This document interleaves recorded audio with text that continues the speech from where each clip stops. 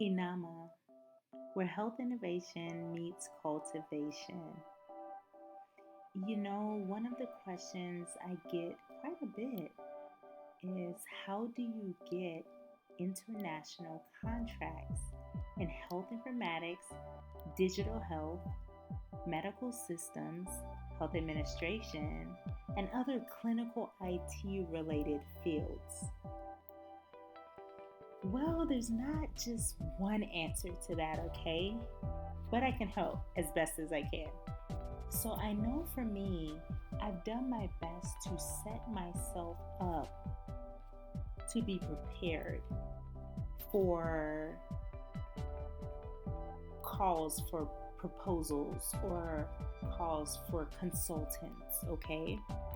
And as I've been working with the US federal government, I've worked with other international governments, and I've also worked with corporate America, and I've worked with non government organizations, NGOs, and social enterprises.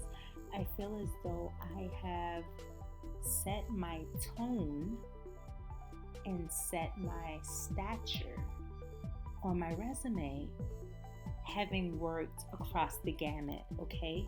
And I'm not saying that's necessary, but it does help. It's nice to know that they're hiring someone that understands US federal government funding or European funding or maybe even certain methods and cultures or ways of maneuvering with business acumen through maybe corporations.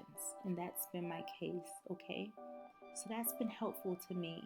Another thing I think is really helpful is having the proper mentors and finding someone who does what you do where you want to do it. And I say international because I am a diasporan living abroad.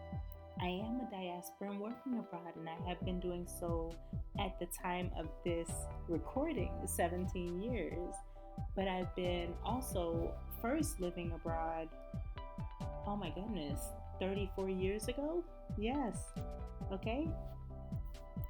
And so I think it's really important to do research in your field. And this could be for these fields I just mentioned: the health, the tech, the AI, or tech is in AI, but also more robust AI. Yeah, or more robust fields within tech, as well as your software development or your operational support and IT support in those mechanisms. And then healthcare, oh my God, that can be defined as so much, okay? And so once you define what you're looking for and you find roles, even locally where you are, find those key terms and make sure you're incorporating those and make sure you have the skills for it, okay? And make those connections. But living abroad, and abroad could mean so many different things. I think I will do another podcast on what abroad means to me.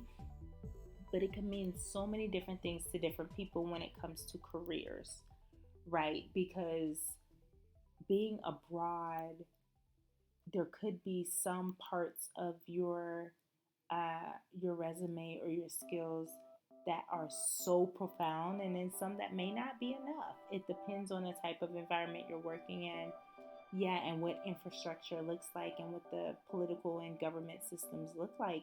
And we can't forget what gender looks like and what DEI looks like, okay? That's really important for some of us that are of color. That is really important. Just because I'm in Africa as a person of color and as a black person does not mean that there's an automatic acceptance. So all of that, and I think people don't want to talk about some of those topics, but all of those things are really important. But the premise of today is, how do I find an international consultancy in my related field? And I ask you to please look at my website, cultivatics.com. Listen to my other podcasts. Reach out to me on LinkedIn. I actually do some posts on LinkedIn about my experiences. And I'm also happy to help and mentor where I can, okay? Thank you so much. Keep evolving in your light. Be well.